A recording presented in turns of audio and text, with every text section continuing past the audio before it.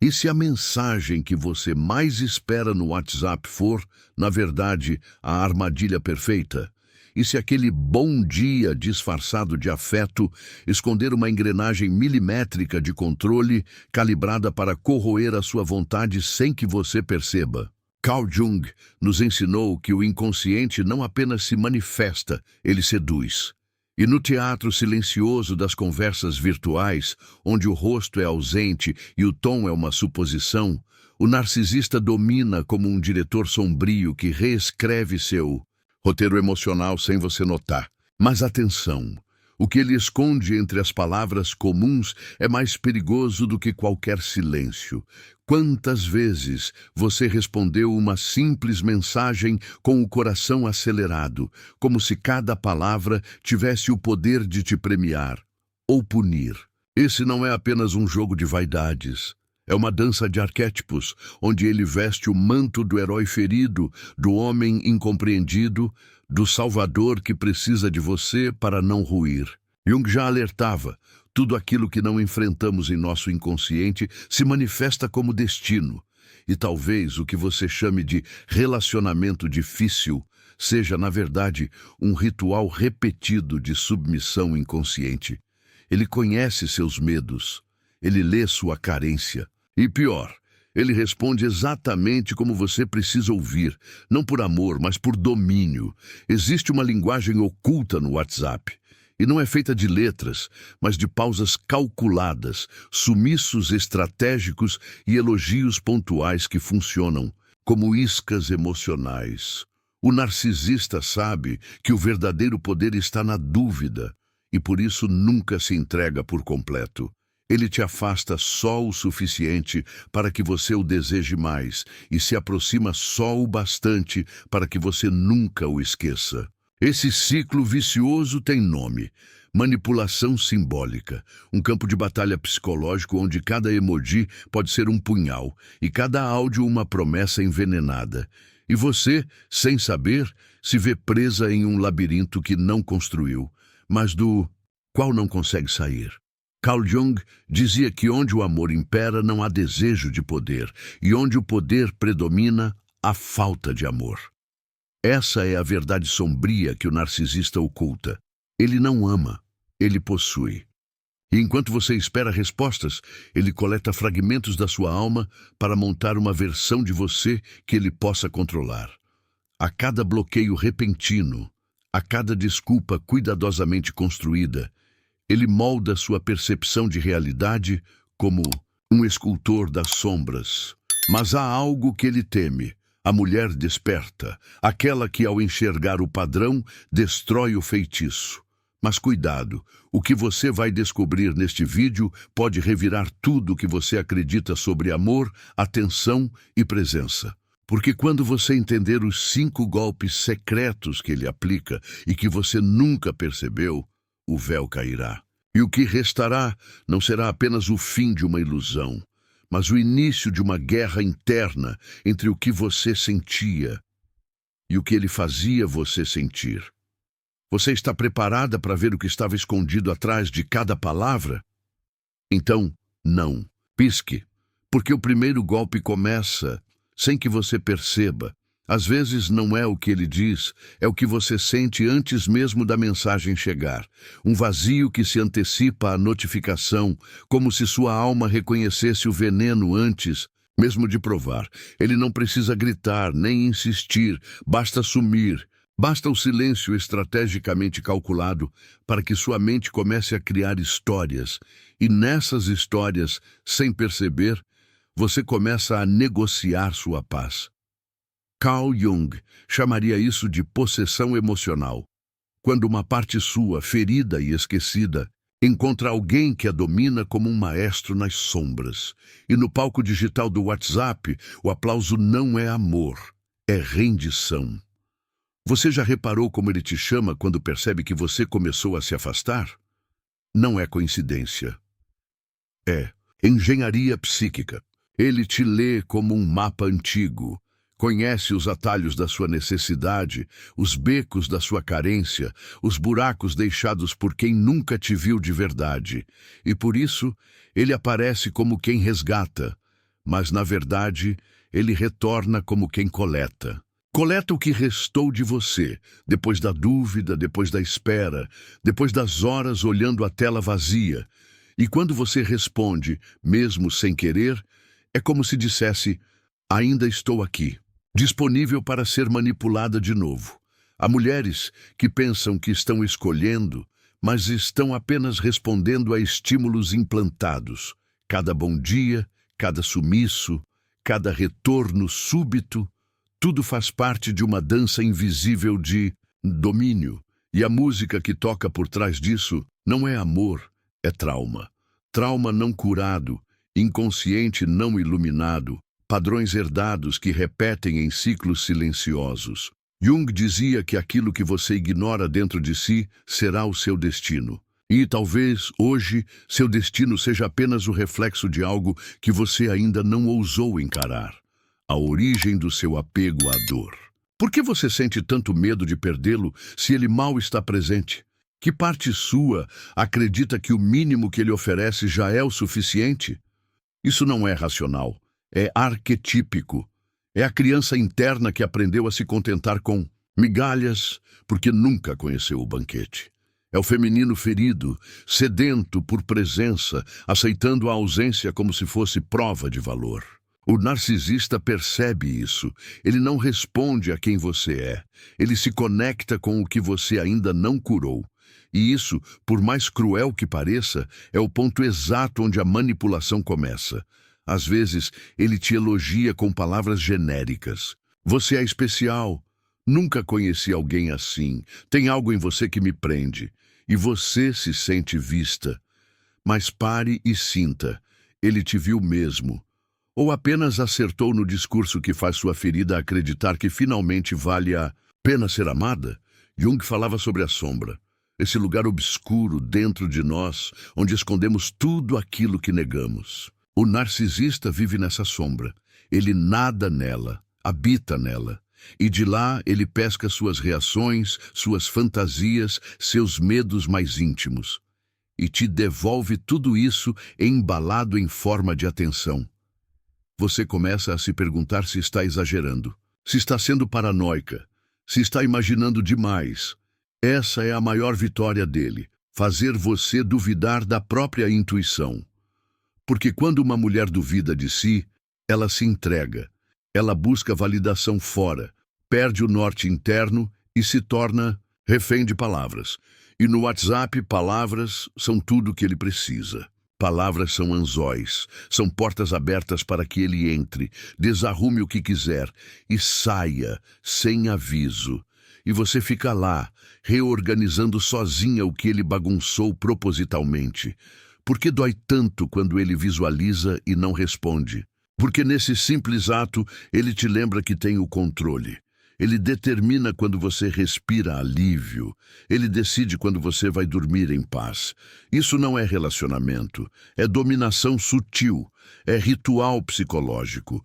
É um jogo que só ele sabe as regras. E onde você, sem perceber, sempre perde. Mesmo quando acha que está ganhando.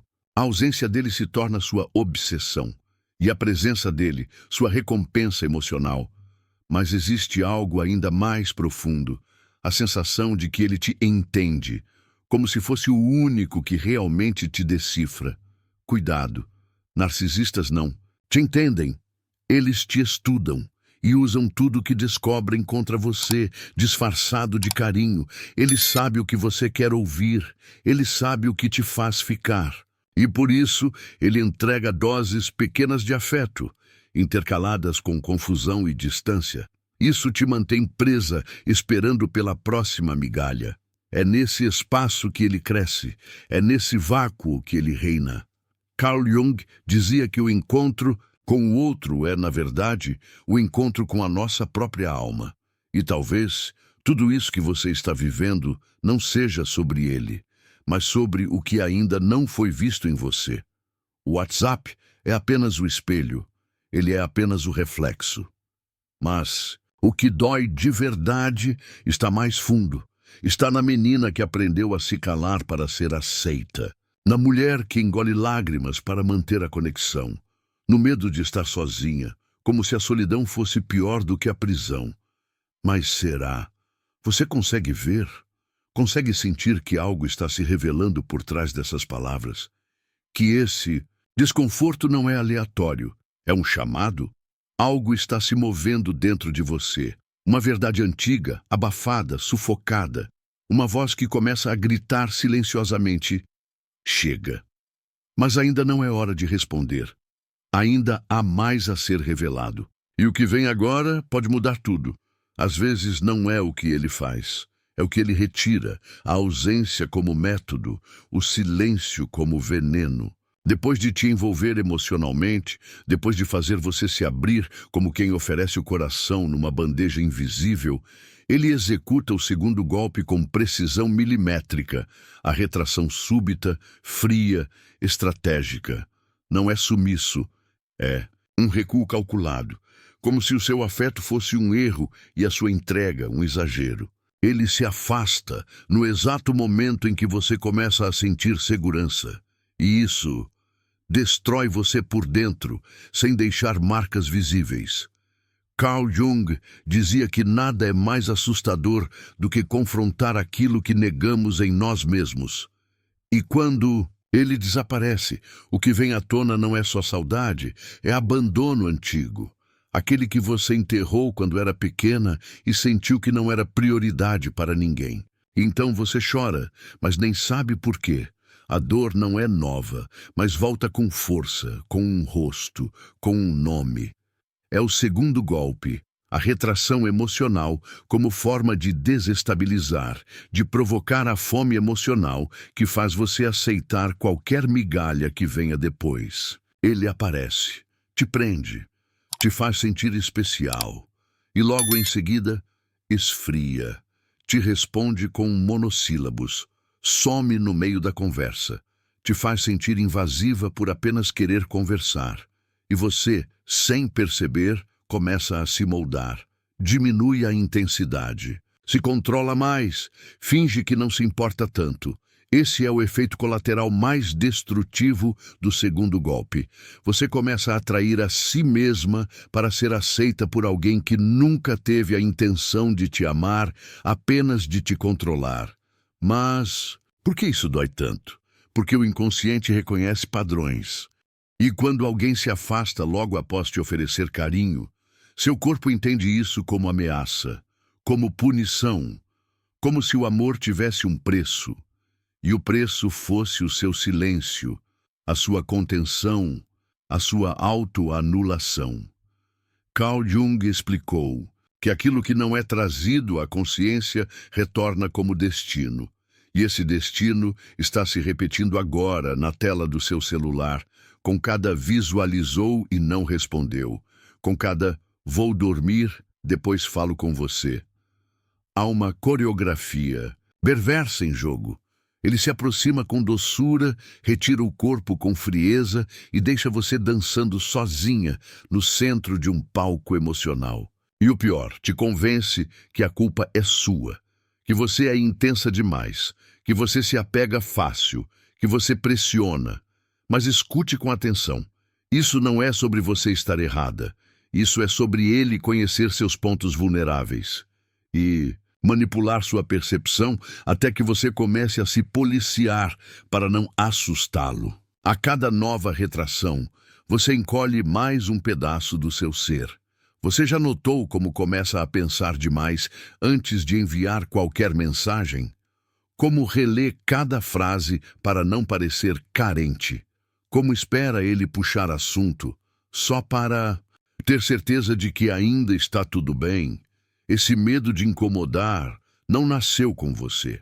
Ele foi instalado, programado, reforçado, e cada ciclo de retração seguido de reaproximação alimenta essa programação como um vírus sutil. E esse vírus se espalha.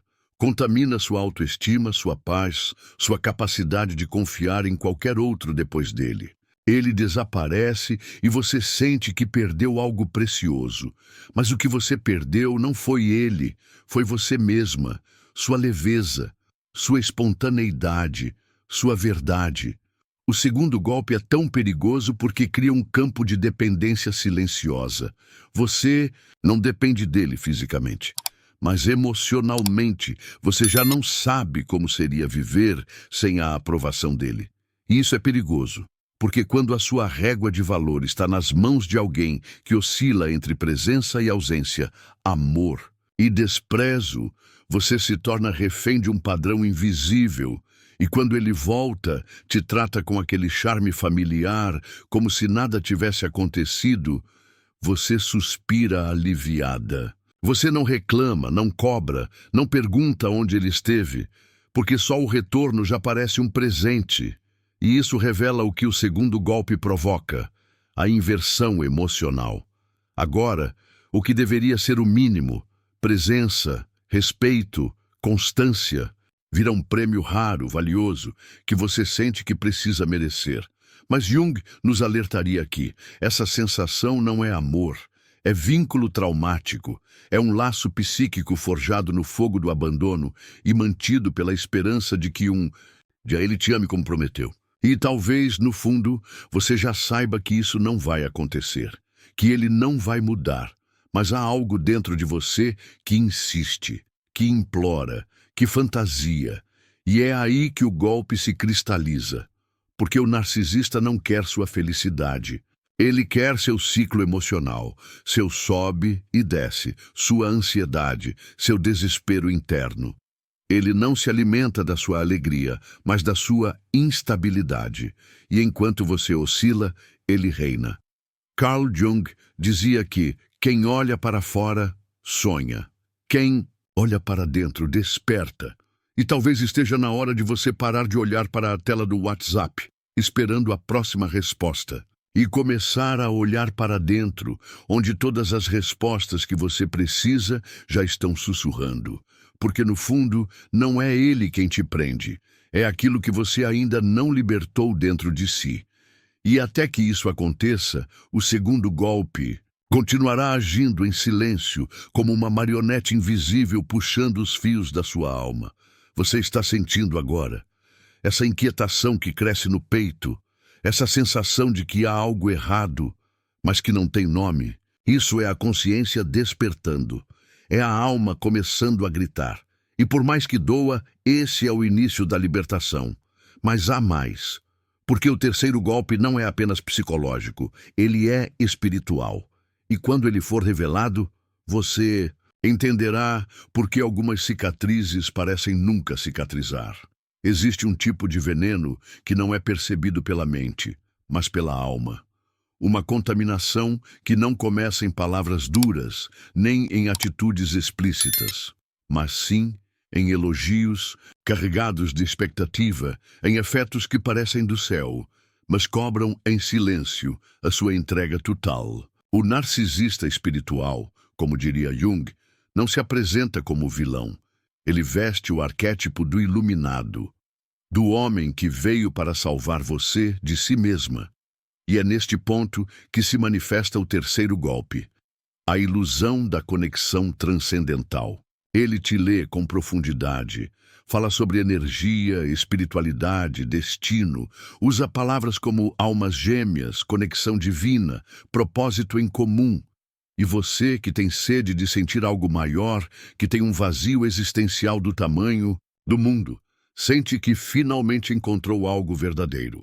Mas o que ele está fazendo, na verdade, é manipular sua necessidade de transcendência. Ele não quer te elevar. Ele quer usar sua busca sagrada como isca para aprisionar a sua essência. O mais perigoso nesse tipo de golpe é que ele não parece um golpe, parece amor elevado, parece destino cósmico, mas é um pacto com o sofrimento. Jung nos ensina que quanto mais reprimimos nossa sombra, mais ela se manifesta na forma de anjos que prometem nos curar, mas apenas refletem o que ainda não integramos. E esse homem, esse narcisista, percebeu algo em você que nem você mesma admitia, sua ânsia por ser salva de si, de suas dúvidas, de seus medos. Ele encarna a resposta para tudo o que te falta, e essa é a armadilha. Ele diz que você é diferente, que te sentiu no instante em que te viu, que nunca teve uma conexão tão rápida, tão forte, tão inexplicável. E sua alma chora, porque algo dentro de você também sentiu. Mas não foi ele que você sentiu, foi a sua própria dor esperando uma resolução. Ele não é seu destino, ele é o espelho. E quando o reflexo é bonito demais para ser real, há algo errado. Mas você não quer ver. Porque ver isso significaria encarar que ainda está sozinha. E encarar a solidão dói mais do que acreditar numa mentira bonita. Esse terceiro golpe é devastador porque ele te aproxima de Deus, para depois te afastar de si. Você começa a sentir que ele é a ponte para a sua espiritualidade, para a sua evolução, para a sua cura. E pouco a pouco ele se torna seu norte, seu guia, seu sacerdote emocional. Ele planta frases como: "Você só se conecta comigo porque está em outro nível de consciência", ou "As outras não me entendem como você". E assim você se sente escolhida, não apenas como mulher, mas como alma. E quando ele se afasta, você não perde apenas um homem, você sente que perdeu o canal com o divino. Mas Jung avisaria: tudo que o ego se apega com fervor, o inconsciente destrói com precisão. E é isso que começa a acontecer. Você começa a adoecer espiritualmente. Sente peso, culpa, vazio. Não consegue mais orar como antes. Não sente mais clareza. É como se a luz tivesse sido desligada dentro de você e ela foi, porque ele a tomou para si. Ele te fez acreditar que a sua fé, a sua força, a sua luz estavam nele e não em você. E essa é a essência do golpe: te roubar da sua própria essência, te fazer depender de um vínculo espiritual que só existe enquanto você se submete. Você começa a confundir presença com salvação. Começa a implorar pela atenção dele como se implorasse pelo retorno da paz. Não é mais uma mulher apaixonada, é uma alma em abstinência. E ele percebe. E retorna com doçura, com palavras doces, com metáforas cósmicas que te arrepiam. Diz que sonhou com você, que sentiu sua energia, que estava em meditação e ouviu seu nome. E de novo você se entrega, porque ainda não compreendeu que as almas mais escuras também sabem falar de luz. Esse homem não está conectado com o divino, ele está conectado com a sua ferida mais profunda, aquela que mistura carência com espiritualidade, aquela que clama por algo maior, mas que, por não saber onde buscar, aceita qualquer discurso bonito como verdade. E quanto mais você mergulha nessa ilusão, mais se afasta da sua própria intuição. Você para de se ouvir, para de sentir, para de confiar no que seu corpo grita. E quando ele some, você se ajoelha, não por fé, mas por desespero. É nesse ponto que o trauma se instala de vez, porque agora você não está apenas lidando com a ausência de alguém, está lidando com a perda de sentido, com a quebra de um vínculo que você acreditava ser divino. Mas Jung nos ensinaria a olhar além. O encontro verdadeiro com o sagrado começa onde termina a ilusão. E talvez esse homem não tenha sido seu guia, mas seu mestre disfarçado. Aquele que veio para mostrar o quanto você ainda se abandona quando alguém diz exatamente o que você quer ouvir. Então agora, respire, sinta. Olhe para o que restou depois do terceiro golpe.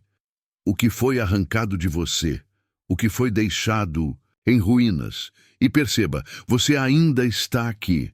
Você não perdeu sua luz, apenas a entregou, mas pode tomar de volta. Não é tarde. O fato de você estar ouvindo essas palavras é sinal de que sua alma está reagindo, está despertando, está dizendo: chega, mas calma, ainda há mais, porque o quarto golpe não acontece no silêncio, nem na distância, nem na ilusão do sagrado.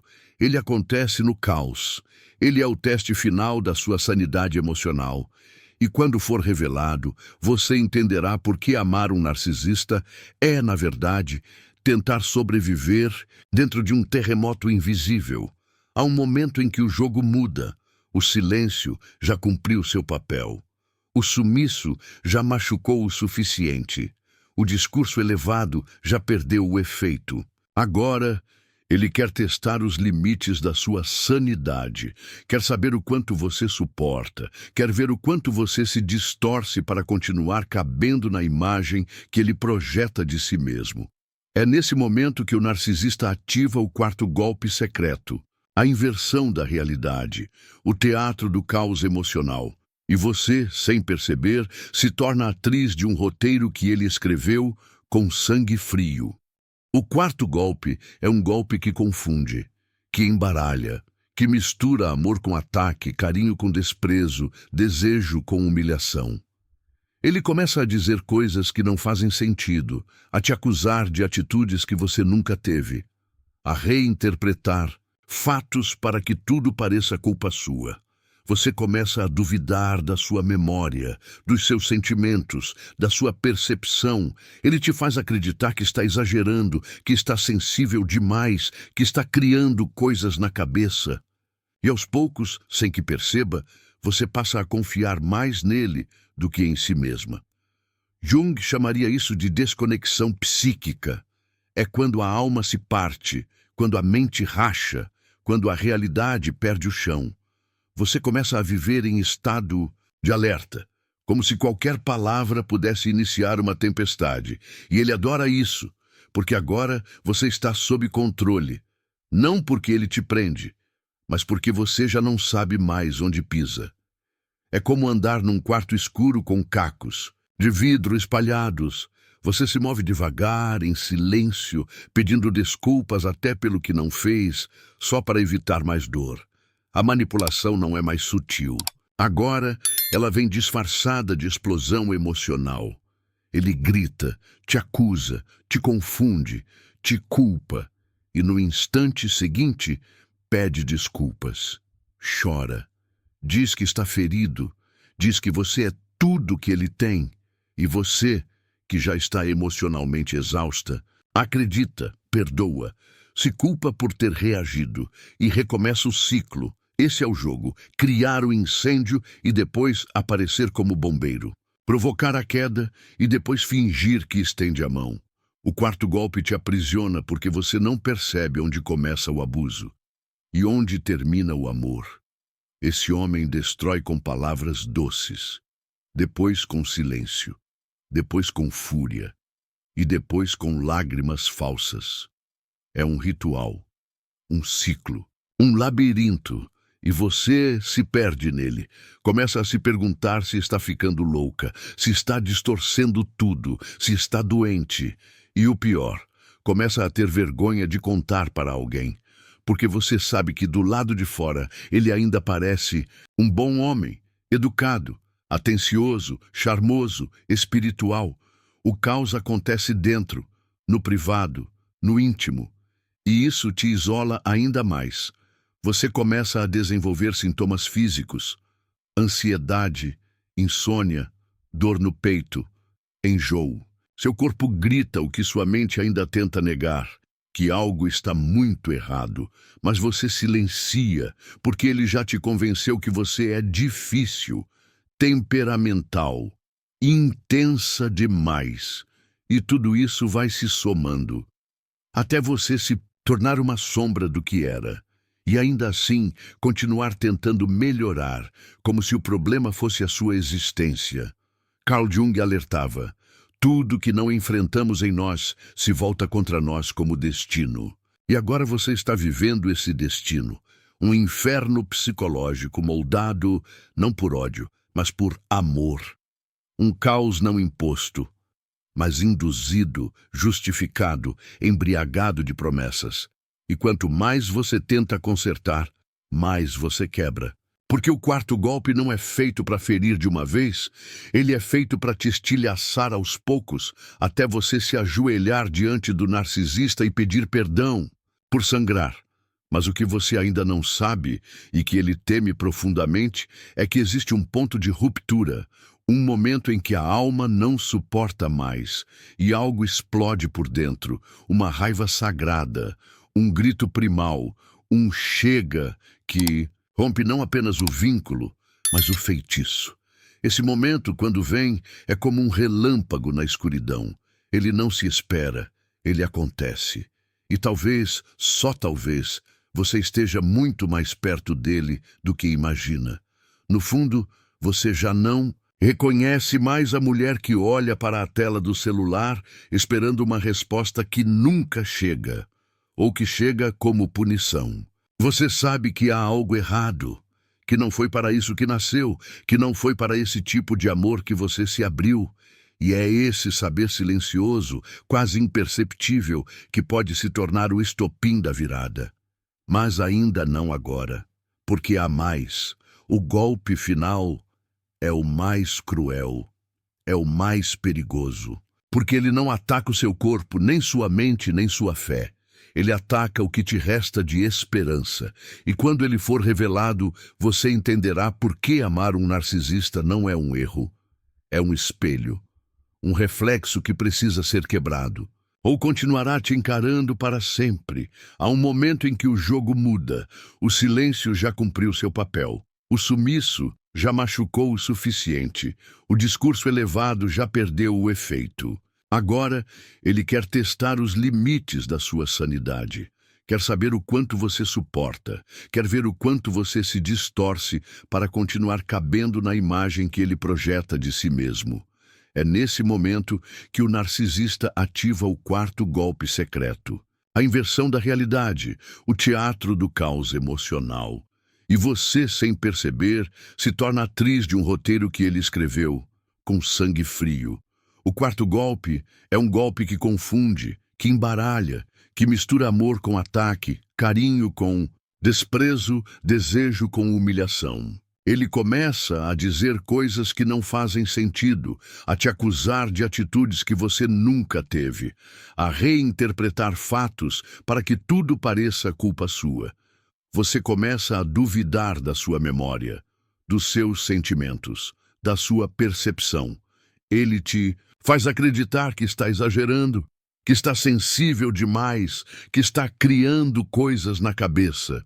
E aos poucos, sem que perceba, você passa a confiar mais nele do que em si mesma.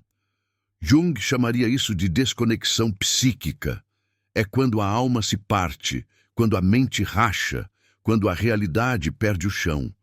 Você começa a viver em estado de alerta, como se qualquer palavra pudesse iniciar uma tempestade.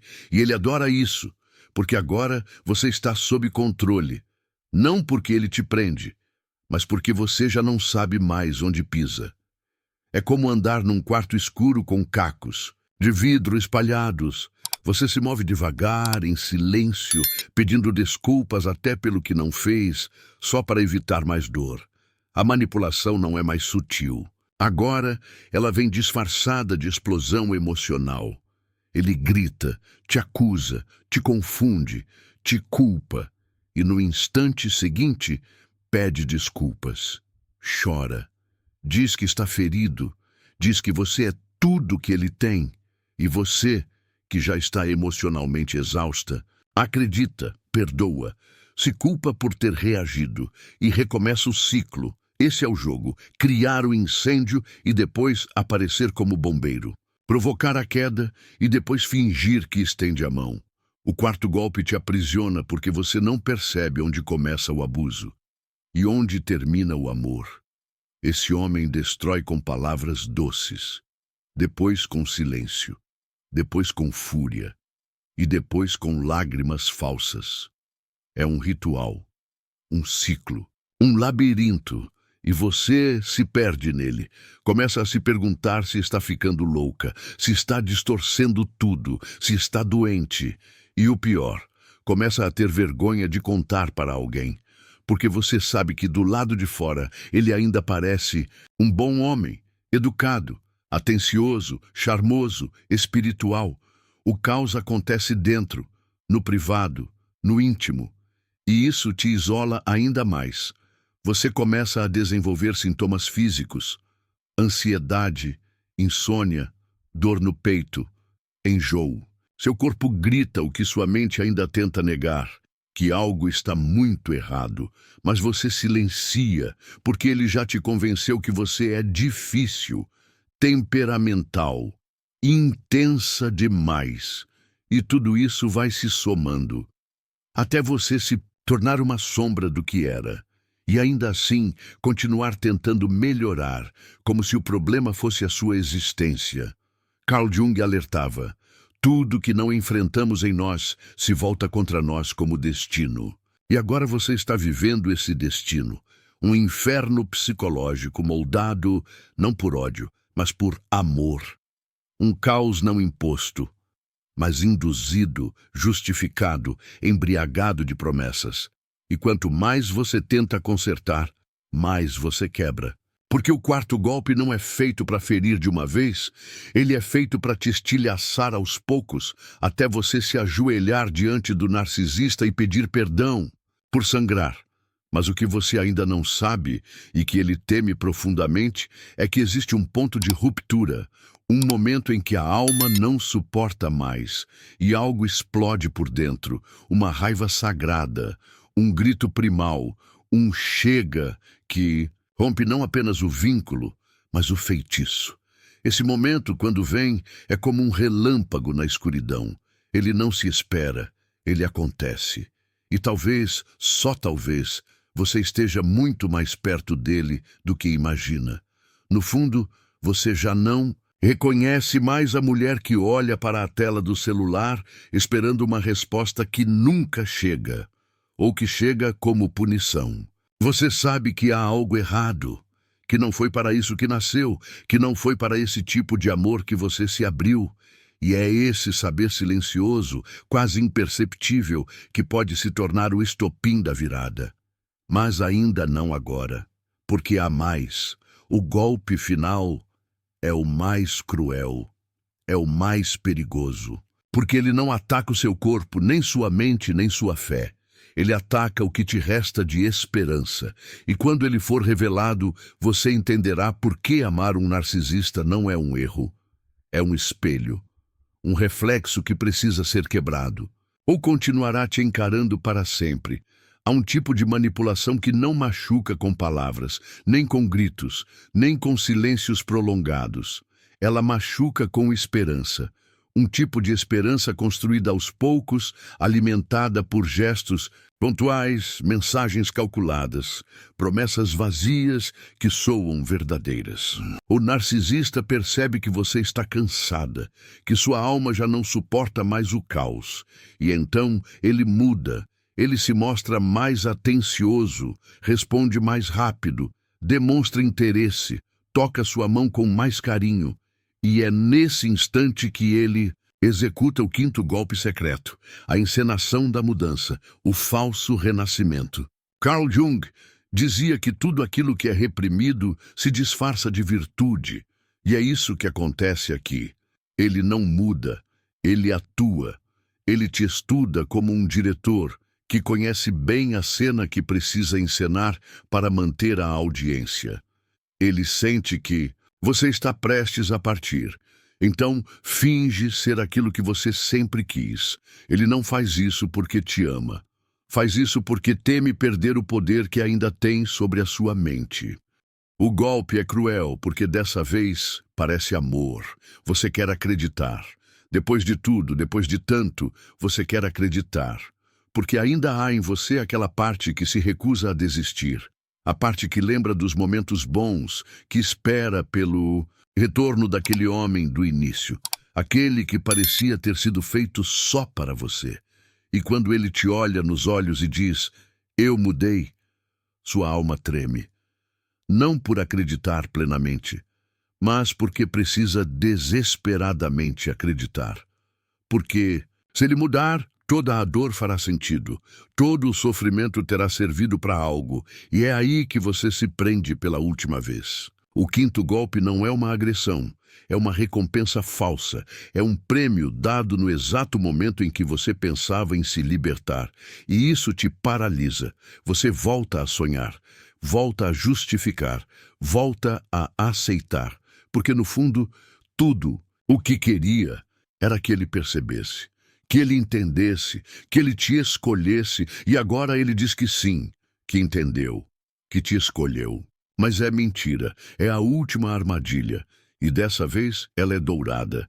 É nesse estágio que muitas mulheres se perdem, porque o narcisista não precisa mais te dominar com caos. Ele te domina com a promessa de paz.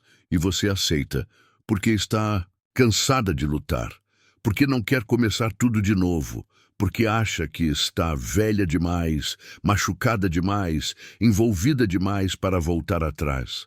E é exatamente isso que ele quer. Que você se sinta sem saída, para que o mínimo gesto dele pareça um milagre. É nesse ponto que você começa a agradecer pelo básico. E isso é o verdadeiro colapso da sua essência. Você começa a justificar de novo, mas agora de forma mais sutil. Ele ainda tem atitudes estranhas? Sim. Ainda some de vez em quando? Sim. Ainda te deixa insegura? Sim, mas você silencia, porque agora ele está tentando, porque agora ele está melhor, porque ninguém é perfeito. E nesse novo teatro, você se torna cúmplice da sua própria prisão. Passa a proteger o vínculo mesmo quando ele continua te ferindo, só que agora com mais delicadeza.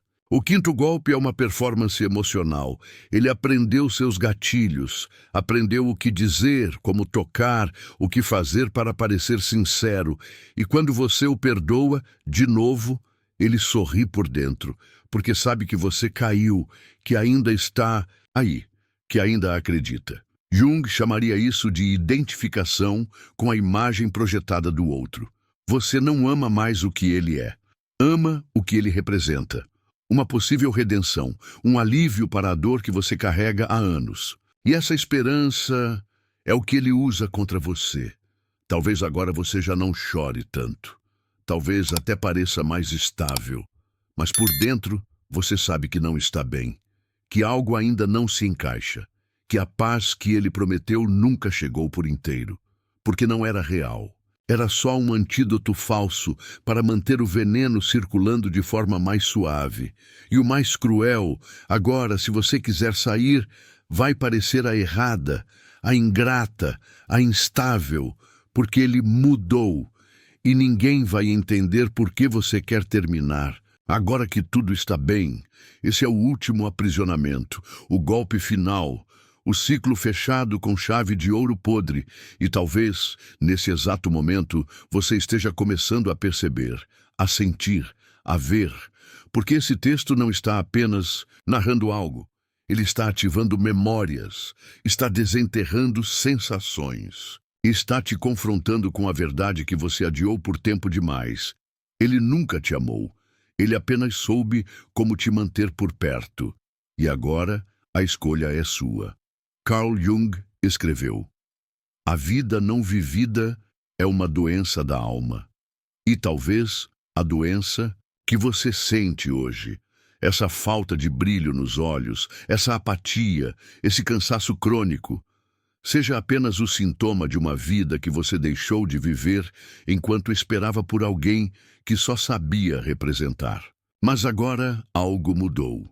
Porque você sabe, porque você viu, porque mesmo em silêncio, algo dentro de você acabou de despertar. Você pode negar, pode resistir, pode tentar justificar mais uma vez. Mas a verdade já não volta para o inconsciente. Ela se instalou, ela agora vive em você, e por mais que doa, ela liberta. E agora que tudo foi dito sem ter sido dito, o silêncio que resta não é vazio, é revelação.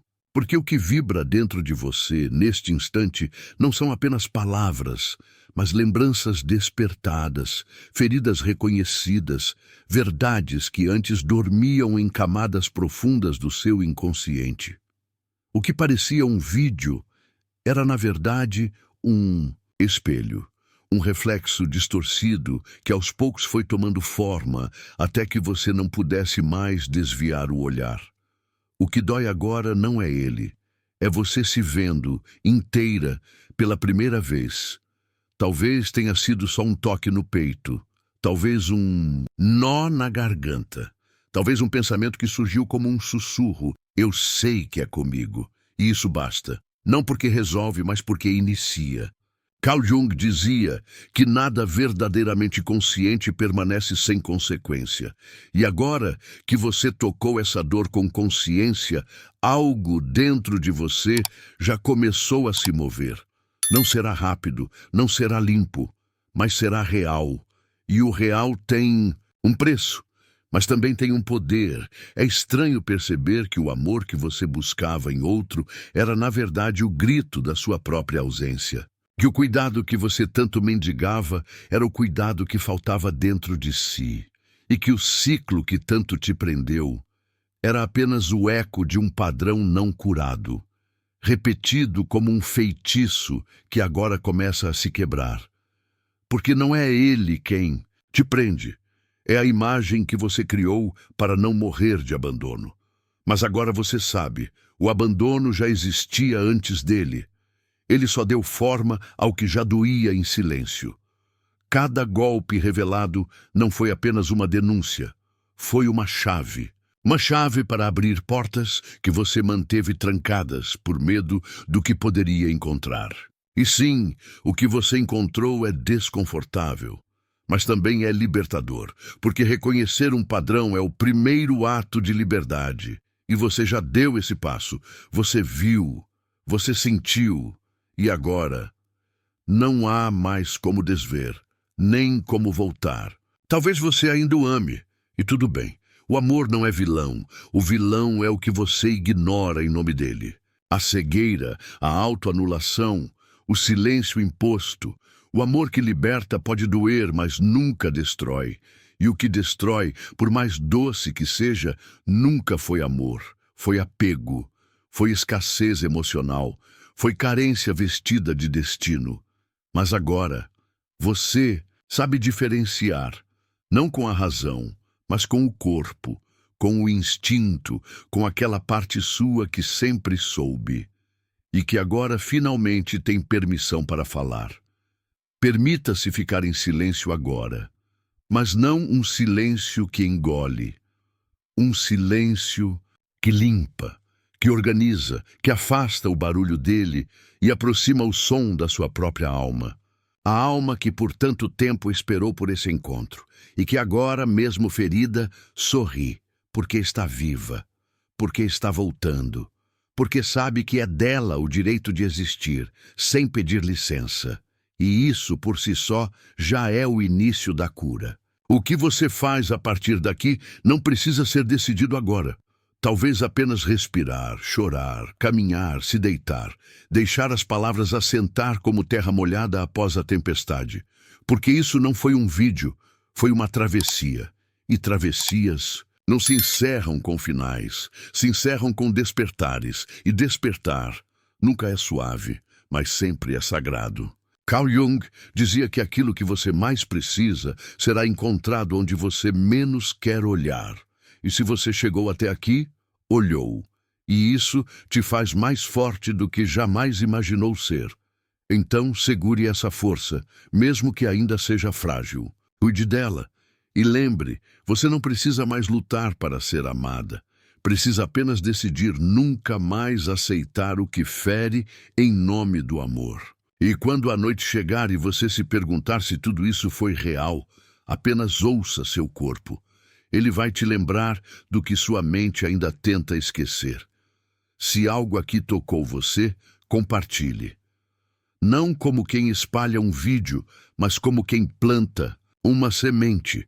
Comente se isso ecoou em sua alma. Inscreva-se, não por hábito, mas porque há algo em você que sabe que esse é o tipo de verdade que precisa continuar sendo dita para você e para todas as que ainda não conseguem ver.